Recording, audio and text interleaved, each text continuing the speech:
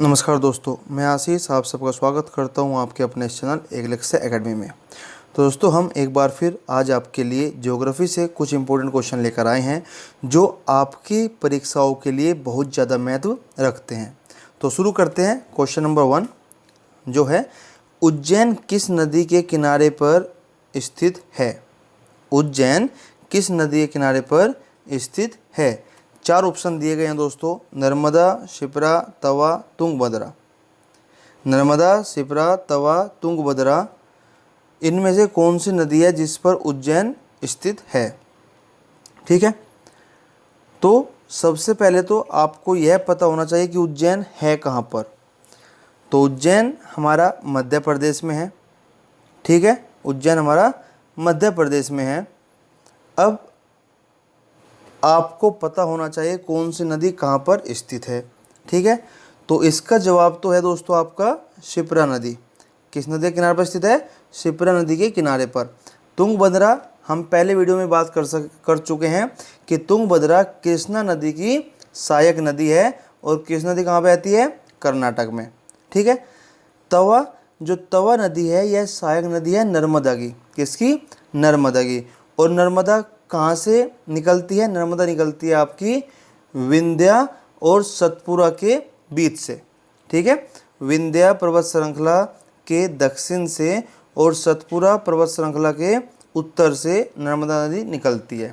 ठीक है, और ये भ्रंश घाटी से निकलती है, इसलिए ये आपकी अरेबियन सागर में जाकर बहती है। तो इस पर भी उज्जैन के होने का कोई मतलब नहीं है। तो शिप्रा नदी के किनारे पर आपका उज्जैन स्थित है। ठीक है दोस्तों, आइए, जम्मू कश्मीर की राजधानी श्रीनगर किस नदी के तट पर स्थित है? जम्मू कश्मीर की राजधानी श्रीनगर किस नदी के तट पर स्थित है? तो यह स्थित है दोस्तों झेलम के तट पर। किसके? झेलम के तट पर स्थित है। और आपको यह बता देना चाहूँगा कि जो झेलम है यह भी सहायक नदी है। किसकी? ट्रिब्यूटरी है किसकी? चेनाब नदी की। किसकी? चेनाब नदी की। दोस्तों, इतने ब्रीफली आपको इसलिए बताता हूँ मैं, आपको भी लगता होगा कि एक जरा सा सवाल है वो बता के छुट्टी क्यों नहीं करते। इसलिए क्योंकि अगर आप इस चीज़ को रटेंगे तो आप सिर्फ रटने में रह जाएंगे। मैं चाहता हूं कि एक क्वेश्चन से आपके कम से कम 2 या 3 क्वेश्चन क्लियर हो जाएं, जिससे कि जब इन फ्यूचर वह क्वेश्चन आपके सामने आए तो आप उसका बड़े इजीली जवाब दे सकें। ठीक है, आइए नेक्स्ट नंबर 3, नदियों को आपस में जोड़ने का प्रस्ताव किसके शासनकाल में रखा गया था? किस प्रधानमंत्री के द्वारा यह प्रपोजल रखा गया था? इसकी शुरुआत की गई थी। नरसिम्हा राव, इंद्र कुमार गुजराल, अटल बिहारी वाजपेयी, मनमोहन सिंह। नदियों को आपस में जोड़ने का प्रस्ताव। अब नदियों को आपस में जोड़ना क्यों चाहते हैं, क्यों चाहते थे? इसका कारण है कि एक नदी तो इतना पानी रखती है कि उसका वजह से बाढ़ आती है। एक नदी इतना पानी रखती है कि वह वहाँ की ज़रूरत को भी पूरा नहीं कर पाती। तो उन चीज़ों को ध्यान में रखते हुए यह सोचा गया क्यों ना इन सब नदियों को जोड़ दिया जाए, जिससे कि हमारे पूरे भारत में एक हरियाली का और पानी की उपलब्धता हो सके। ठीक है, तो यह किसके काल में आया था? यह आया था अटल बिहारी वाजपेयी जी के समय में। किस समय? अटल बिहारी वाजपेयी जी के समय में। और इन्होंने 2003 की बात है, जो सुरेश प्रभु की अध्यक्षता में एक कमेटी का गठन किया था। 2003 में सुरेश प्रभु की अध्यक्षता में इस कमेटी का गठन किया था। ठीक है दोस्तों, वैसे तो इससे पहले भी लगभग 1858 में एक अंग्रेज इंजीनियर थे जिनका नाम था आर्थर थॉमस कॉटन। क्या नाम था? Arthur Thomas cotton. उन्होंने भी यह प्रपोजल दिया था उस समय कि भाई क्यों ना हम सब इन नदियों को जोड़ दें, जिससे कि हमें अपना सामान भेजने में आसानी बन जाए। ठीक है, आइए नेक्स्ट, खैबर दर्रा कहाँ स्थित है? खैबर पास कहाँ स्थित है? तो दोस्तों, खैबर दर्रा आपका स्थित है पाकिस्तान में। कहाँ पर? पाकिस्तान में। ठीक है, जो कि हिंदुकुश पर्वत के बीच से निकलता है। ठीक है, हिंदुकुश आपका अफगानिस्तान का है, लेकिन पाकिस्तान में जब पर्वत से रास्ता निकलता हुआ आगे हिंदुकुश तक पहुंचता है, तो खैबर दर्रा मेन पाकिस्तान में स्थित है। ठीक है, आइए नेक्स्ट, निम्नलिखित में से रिफ्ट वैली से होकर बहने वाली नदी है कौन सी? रिफ्ट वैली मैंने कहा था भ्रंश घाटी से बहने वाली नदी।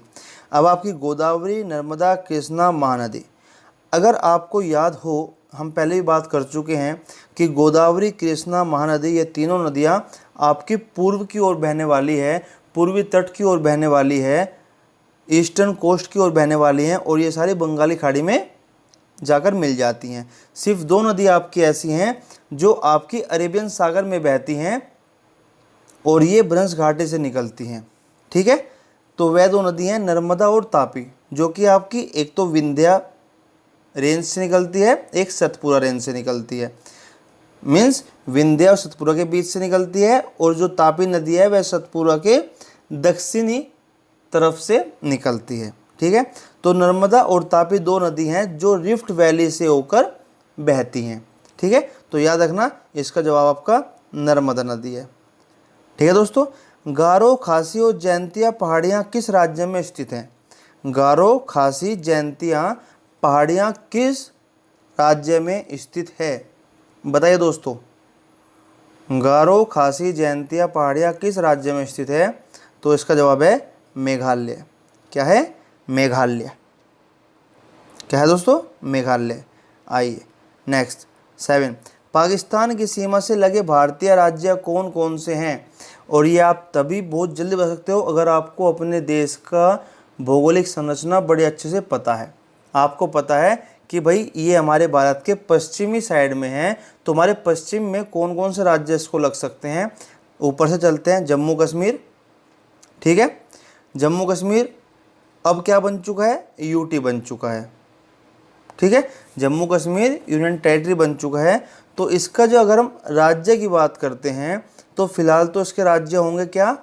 आपका पंजाब, राजस्थान और गुजरात। लेकिन क्योंकि जम्मू कश्मीर और पूरा हिस्सा लगता है, तो अगर यूटी पूछेगा तो आप कहोगे लद्दाख, जम्मू कश्मीर और आपका राजस्थान, पंजाब, गुजरात। ठीक है, अभी इसका जवाब है गुजरात, राजस्थान, पंजाब और जम्मू कश्मीर। ये 4 आप इसमें टिक करोगे, दैट मीन्स कि इसका आंसर हो गया सी। भारत के सबसे दक्षिणी भाग में कौन सी पहाड़ी स्थित है? सबसे दक्षिणी भाग में कौन सी पहाड़ी स्थित है? यहाँ पर 4 पहाड़ी आपको दी गई हैं, नीलगिरी, कार्डेमोम, अनाईमुड़ी और मैकाल। कौन है दोस्तों? नीलगिरी, अनाईमुड़ी, कार्डेमोम और मैकाल। अब इनमें से कौन सी दक्षिणी भाग में कि मतलब हमारे भारत के सबसे निचले हिस्से में, बिल्कुल दक्षिण में, जहाँ पे कि आपका केरल, तमिलनाडु ये दोनों राज्य हैं नीचे, तो इसमें से कौन सी पहाड़ी है जो आपकी दक्षिण में स्थित है? बताइए दोस्तों, ये आप तो बता सकते हो अगर आपने अच्छे से संरचना पढ़ी है तो। सबसे पहले मैं आपको बता दूं, जो नीलगिरी पहाड़ी है यह आपके तमिलनाडु के पश्चिमी तट पर है। जो पश्चिमी घाट है, पश्चिमी घाट में तमिलनाडु के भी पश्चिम भाग में है। ठीक है, अनाईमुड़ी आपकी केरल में है।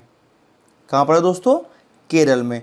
और अनाईमुड़ी के लिए साथ आपको एक बहुत अच्छी बात बताना चाहूँगा कि अनाईमुड़ी को एवरेस्ट ऑफ साउथ इंडिया, मतलब कि दक्षिण भारत की एवरेस्ट चोटी भी कहा जाता है।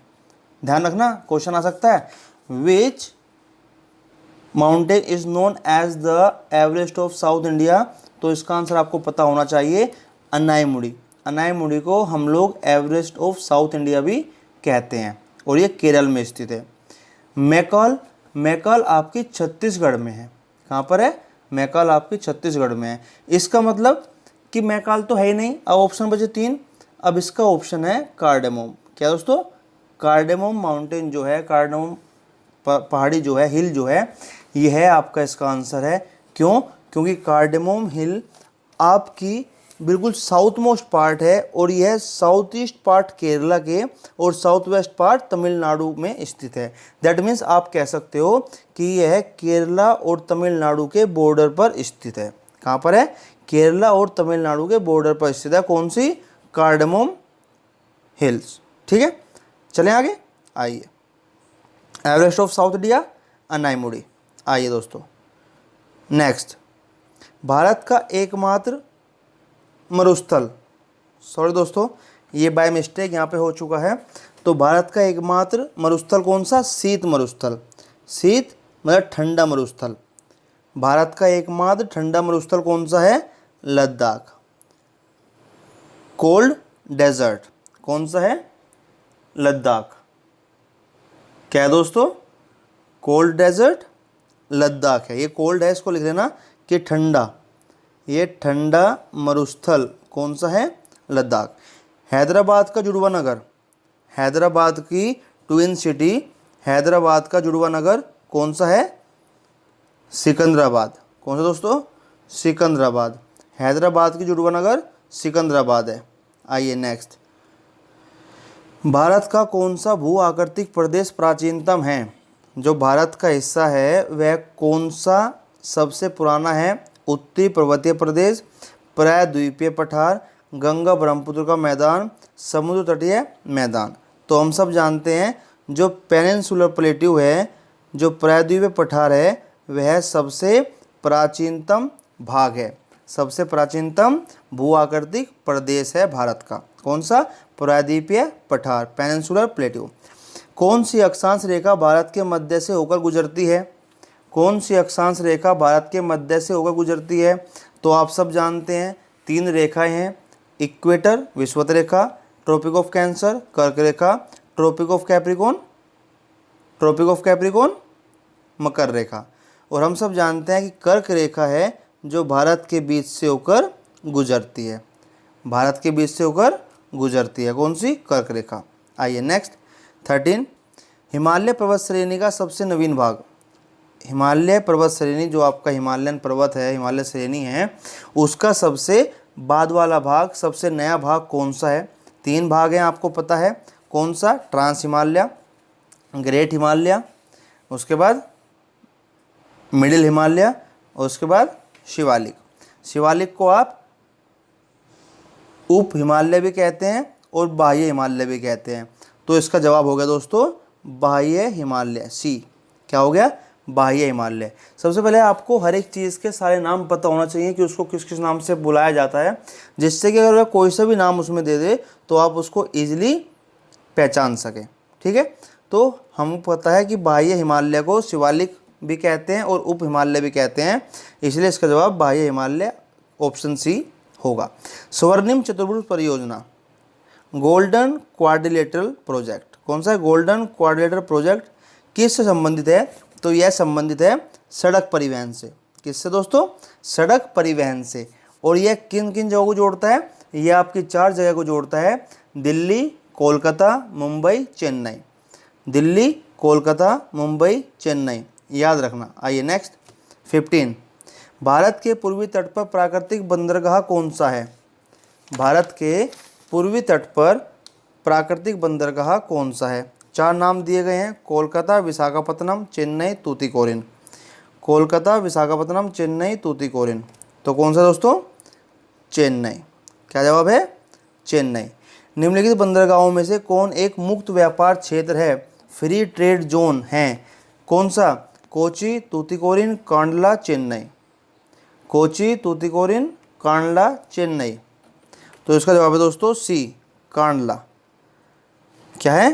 कांडला। कांडला है कहाँ पर? गुजरात में। गुजरात में जो कच्छ जिला है वहाँ पर आपका कांडला स्थित है। ठीक है, इसका नाम बदलकर अब दीनदयाल रख दिया गया है और यह भारत का सबसे पहला फ्री ट्रेड जोन कहा जाता है। ठीक है, आइए नेक्स्ट 17। तो दोस्तों क्वेश्चन 17, निम्नलिखित में से कौन सी रेलगाड़ी देश की सबसे लंबे रेल मार्ग पर चलती है?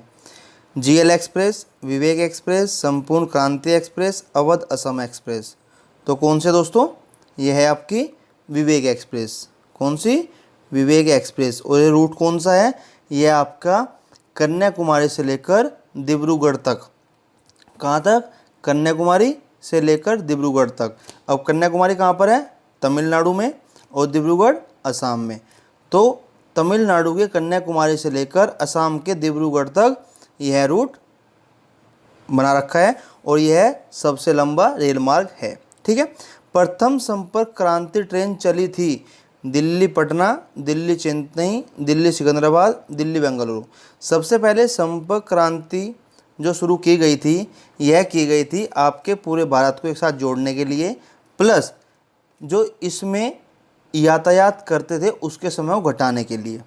ठीक है, कि आराम से लोग कम समय में यात्रा कर सकें और कहीं पे भी जा सकें। शुरू में तो इसमें सिर्फ 8 रेलगाड़ियाँ थी, 8 रूट बनाए थे, उसके बाद इसमें और भी जोड़ते गए। ठीक है, और इसमें जो सबसे पहली क्रांति चली थी ट्रेन, वह चली थी आपकी दिल्ली चेन्नई। कौन सी? दिल्ली चेन्नई। कौन सी दोस्तों? दिल्ली चेन्नई। ऑप्शन है बी। आइए नेक्स्ट। नेताजी सुभाष चंद्र बोस हवाई अड्डा कहाँ है? नेताजी सुभाष चंद्र बोस हवाई अड्डा कहाँ पर स्थित है? पटना, मुंबई, कोलकाता, जलपाईगुड़ी। पटना, कोलकाता, मुंबई, जलपाईगुड़ी। सो कौन सा है? इसका जवाब है आपका बी, कोलकाता। कोलकाता में नेताजी सुभाष चंद्र बोस हवाई अड्डा स्थित है। पटना में कौन सा है? पटना में है जयप्रकाश नारायण। कौन सा है पटना में? जयप्रकाश नारायण। और आपके मुंबई में तो 2-3 है, जय छतरपुर हो गया, आपका जुहू हो गया, या मुंबई एयरपोर्ट हो गया। ठीक है, नेक्स्ट। रोजगार की दृष्टि से भारत में सबसे बड़ा उद्योग कौन सा है? रोजगार की दृष्टि से भारत में सबसे बड़ा उद्योग कौन सा है? लौह इस्पात, सीमेंट, सूती वस्त्र, चीनी। लौह इस्पात, सीमेंट, सूती वस्त्र, चीनी। तो इसका जवाब है दोस्तों सी, सूती वस्त्र, कॉटन टेक्सटाइल। ठीक है, ध्यान रखना, बहुत इंपॉर्टेंट क्वेश्चन है दोस्तों, पेपर में आएंगे, आपको जवाब देखते दे देना है। पंजाब में कौन सा स्थान हौजरी उद्योग के लिए प्रसिद्ध है? तो पंजाब में आप सब लोग जानते हैं लुधियाना। क्या दोस्तों? लुधियाना हौजरी उद्योग के लिए प्रसिद्ध है। भारत का प्रथम स्टील प्रोजेक्ट शहर स्थापित किया गया कहाँ पर? जमशेदपुर में। कहाँ पर? जमशेदपुर में। और कब किया गया था यह भी आपको पता होना चाहिए, 1907 में। कब किया गया था? 1907 में। आइए नेक्स्ट 23। पिंपरी संबंधित है। पिंपरी एक जगह है, ठीक है, बताया तो आपको। पिंपरी एक जगह है जो संबंधित है किससे? इस्पात उद्योग से, पेनिसिलिन उद्योग से, कागज उद्योग से, या उर्वरक उद्योग से। तो पिंपरी आपकी जगह है कहाँ पर? महाराष्ट्र में। कहाँ पर है दोस्तों? महाराष्ट्र में। और यह संबंधित है पेनिसिलिन उद्योग से। यहाँ पर क्या बनाई जाती है? पेनिसिलिन बनाई जाती है। ठीक है, भारत में सबसे बड़ा तेल शोधन कारखाना कहाँ है? भारत में सबसे बड़ा तेल शोधन कारखाना कहाँ है? बताइए कहाँ पर है? तो यह है आपका जामनगर। कहाँ पर है? जामनगर। और जामनगर कहाँ पर है? जामनगर कहाँ पर है? जामनगर है गुजरात में। जामनगर है गुजरात में। डिगबोई तो हम कई बार पढ़ चुके हैं अब तक। तो डिगबोई कहाँ पर है? असम में। और आपका बरौनी कहाँ पर है? बिहार में। कहाँ पर है दोस्तों? बिहार में। ठीक है, आइए नेक्स्ट। निम्न में से कौन सा युग्म सुमेलित नहीं है? नीचे दो आपको दिए गए हैं उद्योग और संबंधित नगर, इनमें से कौन सा सही नहीं है? लोकोमोटिव वाराणसी, बिल्कुल सही। रेल डिब्बा कपूरथला, बिल्कुल सही। विद्युत इंजन चितरंजन, बिल्कुल सही। बचा कौन सा? मोटर कार सीतामढ़ी, ये गलत है। तो इसका डी ऑप्शन गलत है। भारत में सर्वाधिक कोयला भंडार पाए जाते हैं। भारत में सबसे ज़्यादा कोयले के भंडार कहाँ पाए जाते हैं दोस्तों? भारत में कोयले के भंडार सबसे अधिक कहाँ पाए जाते हैं? छत्तीसगढ़, उड़ीसा, झारखंड, बिहार। तो इसमें पाए जाते हैं झारखंड में सबसे ज़्यादा। झारखंड, उसके बाद उड़ीसा, और उसके बाद छत्तीसगढ़। 3 रैंकिंग आपको बता दी हैं, झारखंड, उसके बाद उड़ीसा, उसके बाद छत्तीसगढ़। आइए नेक्स्ट 27। निम्नलिखित में से कौन सा युग्म सुमेलित नहीं है? एक बार फिर मैचिंग आ गई। एक तरफ खनिज है, एक तरफ उन वहाँ से मिलने वाले, कहाँ से मिलते हैं वो जगह हैं। अभ्रक आप बोलते हो मीका को, MICA, माइका। ठीक है, तो माइका झारखंड, सोना कर्नाटक, लोयस्क बिहार, लिग्नाइट तमिलनाडु। बताइए। तो इसका जवाब है सी, जो लोयस्क है अभी तक बिहार में इसकी कोई माइन नहीं है। इसकी कोई माइन नहीं है। लेकिन अब एक प्रपोजल चल रहा है कि बिहार के जो जमुई डिस्ट्रिक्ट है, जमुई के मंजोस जो एक जगह है वहाँ पर बताया है कि यहाँ पर इतनी गहराई में जाकर लोहा निकल सकता है, तो उसकी तैयारी चल रही है। लेकिन अभी तक बिहार में कोई भी लो एस्क का खनिज का कारखाना नहीं है। भारत में खनिज तेल का उत्पादन सर्वप्रथम कहाँ प्रारंभ किया गया था? मुंबई हाई, अंकलेश्वर, नाहरकटिया, डिगबोई। मुंबई हाई, अंकलेश्वर, नाहरकटिया, डिगबोई। कहाँ किया गया था? आपको पता है, हम पढ़ रहे हैं, इससे पहले भी एक बार पढ़ा था हमने कि डिगबोई। कहाँ पर? डिगबोई। और डिगबोई कहाँ पर है? असम में। ठीक है दोस्तों, आइए 29। कुद्रेमुख लौह खनिज परियोजना किस राज्य में स्थित है? आपको अगर पता है कुद्रेमुख कहाँ पर है तो आप लौह खनिज परियोजना बता सकते हैं। तो कुद्रेमुख जो आपकी है यह है कहाँ पर? कर्नाटक में। कहाँ पर है दोस्तों? कर्नाटक। कुद्रेमुख लौह खनिज परियोजना कर्नाटक में स्थित है। 30। सिंहभूम झारखंड किसके लिए प्रसिद्ध है? सिंहभूम झारखंड किसके लिए प्रसिद्ध है? कोयला, एल्यूमिनियम, तांबा, लोहा। कोयला, एल्यूमिनियम, तांबा, लोहा। तो किसके लिए? यह प्रसिद्ध है लोहे के लिए। किसके लिए दोस्तों? लोहे के लिए। आइए नेक्स्ट 31। गुजरात का सबसे महत्वपूर्ण तेल क्षेत्र है। गुजरात का सबसे महत्वपूर्ण तेल क्षेत्र है कलोल, अंकलेश्वर, महसाना, सूरत। कलोल, अंकलेश्वर, महसाना, सूरत। कौन सा है? अंकलेश्वर। कौन सा दोस्तों? अंकलेश्वर। भारत में हरित क्रांति से जुड़े वैज्ञानिक हैं। भारत में हरित क्रांति से जुड़े वैज्ञानिक हैं कौन? Doctor MS Swaminathan. कौन है दोस्तों? सी, डॉक्टर MS स्वामीनाथन। आइए नेक्स्ट। दुग्ध उत्पादन में भारत का विश्व में कौन सा स्थान है?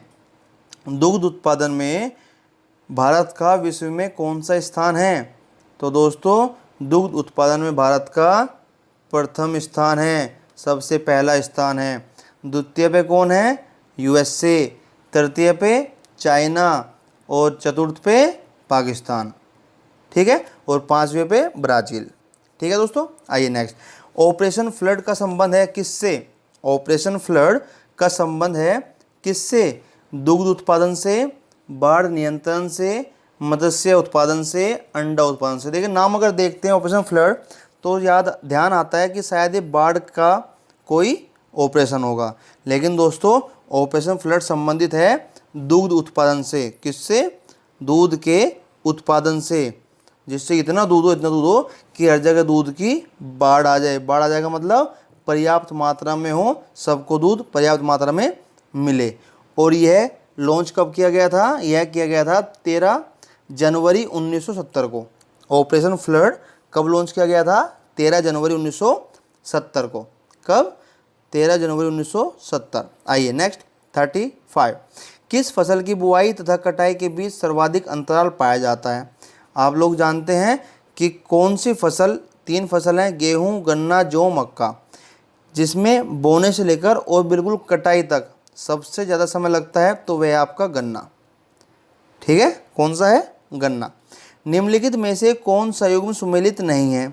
नीली क्रांति मत्स्य, पीली क्रांति तिलहन, भूरी क्रांति उर्वरक, लाल क्रांति गुलाब। तो दोस्तों लाल क्रांति गुलाब नहीं है।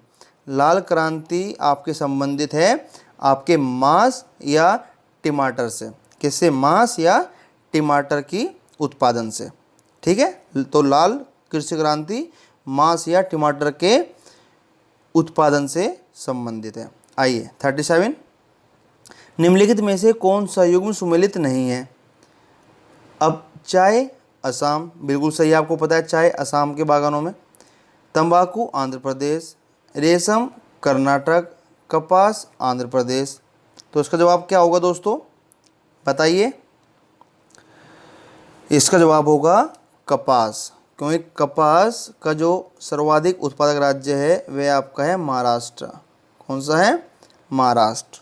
कौन सा है? महाराष्ट्र। भारत का सबसे बड़ा मूंगफली उत्पादक राज्य कौन सा है? गुजरात। भारत का सबसे बड़ा मूंगफली उत्पादक राज्य कौन सा है? गुजरात। आइए नेक्स्ट 39।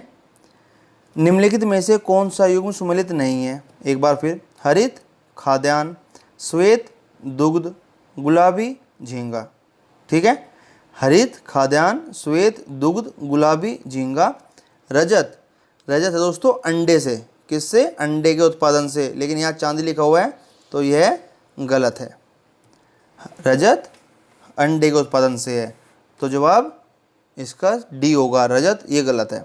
भारत का सबसे बड़ा गन्ना उत्पादक राज्य है कौन सा? उत्तर प्रदेश, महाराष्ट्र, तमिलनाडु, कर्नाटक। भारत का सबसे बड़ा गन्ना उत्पादक राज्य है कौन सा? उत्तर प्रदेश, महाराष्ट्र, तमिलनाडु, कर्नाटक। तो इसका जवाब है उत्तर प्रदेश। कौन सा है? उत्तर प्रदेश। आइए नेक्स्ट। 41, निम्नलिखित में से खरीफ की फसल कौन सी है? निम्नलिखित में से खरीफ की फसल कौन सी है?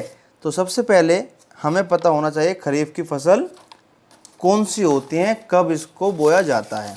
ठीक है, तो खरीफ की फसल होती है दोस्तों जो जून जुलाई में बोई जाती हैं और नवंबर दिसंबर में काट ली जाती हैं। ठीक है, मतलब गर्मी में बोई जाती हैं और सर्दियों में इसको काट लेते हैं। तो धान, मक्का, मूंगफली या ये सभी, कौन सा ऑप्शन होगा? गर्मी में बोई जाती हैं और सर्दी में काट लेते हैं, तो इनका क्या जवाब होगा? इनका जवाब होगा दोस्तों ये सभी। क्या जवाब होगा? ये सभी, डी ऑप्शन। ठीक है, एल नीनो के बारे में कौन सा कथन सही है? अब एल नीनो क्या है पढ़ते हैं। यह एक गर्म जलधारा है, बिल्कुल सही। इसकी उत्पत्ति पेरू के तटीय क्षेत्रों में होती है, ये भी बिल्कुल सही। इसके कारण सूखा और बाढ़ आदि भी आते हैं, बिल्कुल आते हैं। उपरोक्त सभी, तो इसका जवाब हो गया दोस्तों डी। ऊपर के तीनों बातें इसके लिए सही हैं क्योंकि ये बिल्कुल तीनों पॉइंट बिल्कुल सही हैं एल नीनो के बारे में। ठीक है, एल नीनो के बारे में, क्योंकि हमें पता है कि साउथ अफ्रीका में पेरू है, उनका जो वेस्टर्न साइड है, जो पश्चिमी तट है, पश्चिम उत्तरी तट है या उत्तरी पश्चिम तट है, उस जगह पर इक्वेडोर, पेरू ये सब हैं, तो उनका जो तट है वहाँ पर यह उत्पन्न होता है। ठीक है, आइए, उग्रम जलधारा है। ठीक, आइए नेक्स्ट। मानसून निवर्तन। मानसून निवर्तन इंग्लिश मीडियम वाले बच्चों के लिए रिट्रीटिंग ऑफ मानसून, मानसून का वापस आना। मानसून निवर्तन से सबसे अधिक वर्षा कहाँ होती है? चेन्नई, कोलकाता, मुंबई, अहमदाबाद। मानसून निवर्तन, रिट्रीट ऑफ मानसून से सबसे अधिक वर्षा कहाँ होती है? चेन्नई, मुंबई, कोलकाता, अहमदाबाद। तो ये होती है आपकी चेन्नई। कहाँ पर? चेन्नई। निम्नलिखित में से रबी की फसल कौन सी है? अब खरीफ आपको बताया कि जो जून जुलाई में बोई जाती हैं और नवंबर दिसंबर में काट दी जाती हैं। अब रबी होती है जो अक्टूबर नवंबर में बोई जाती हैं और मार्च अप्रैल में काट दी जाती हैं। रबी होती हैं जो अक्टूबर नवंबर मतलब सर्दी में बोई जाती हैं, जैसे कि उदाहरण के लिए आपका गेहूँ। ठीक है, और मार्च अप्रैल में काट ली जाती हैं। तो गेहूँ, मटर, राई, गेहूँ, मटर, राई, ये सभी। तो इसका जवाब भी होगा आपका डी, ये सभी रबी फसल हैं।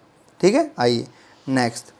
45, भारत का सबसे बड़ा चावल उत्पादक राज्य है।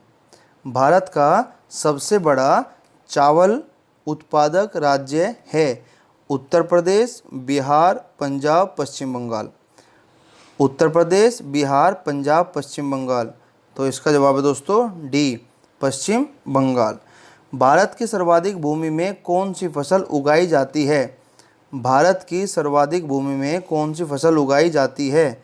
धान, गेहूँ, गन्ना, मक्का। धान, गेहूँ, गन्ना, मक्का। तो सबसे ज़्यादा फसल उगाई जाती है धान, सबसे ज़्यादा फसल उगाई जाती है धान।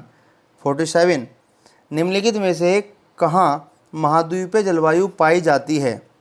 निम्नलिखित में से कहाँ महाद्वीपीय जलवायु पाई जाती है? पटना, मुंबई, कोलकाता, दिल्ली।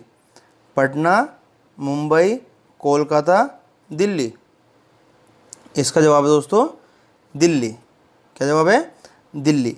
खेतड़ी किसके लिए प्रसिद्ध है? खेतड़ी किसके लिए प्रसिद्ध है?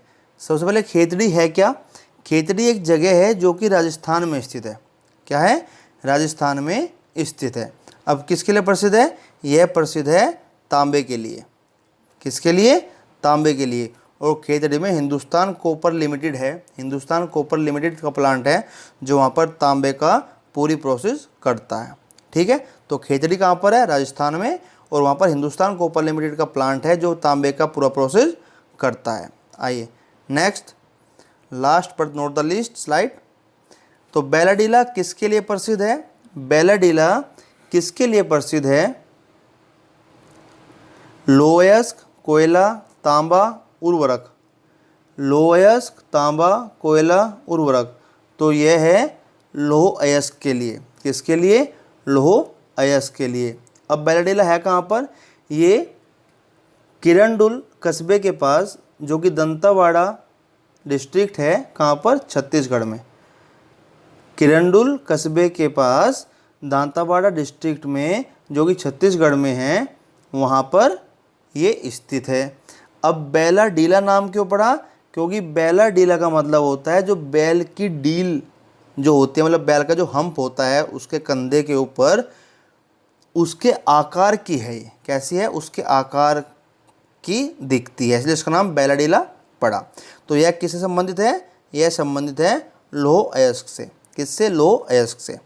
नेक्स्ट लास्ट, दिल्ली में अधिक वार्षिक तापांतर का कारण क्या है, अधिक वार्षिक तापांतर, ताप अंतर, टेम्परेचर में डिफरेंस का अंतर क्या है, अल्प वर्षा, कम बारिश का होना, कर्क रेखा से निकटता, कर्क रेखा के पास होना, समुद्र से अधिक दूरी, समुद्र से दूर होना, या उपरोक्त सभी। ठीक है, तो इसका जवाब है दोस्तों समुद्र से अधिक दूरी। क्या जवाब है, समुद्र से अधिक दूरी। ठीक है दोस्तों, तो ये 50 सवाल आप लोगों के लिए बनाए गए थे जो आपके एग्ज़ाम की दृष्टि से बहुत ज़्यादा महत्वपूर्ण है। साथ बने रहने के लिए आपका बहुत बहुत धन्यवाद। मिलते हैं अगली स्लाइड में कुछ और ज़्यादा महत्वपूर्ण और इंटरेस्टिंग सवालों के साथ। नमस्कार, धन्यवाद दोस्तों।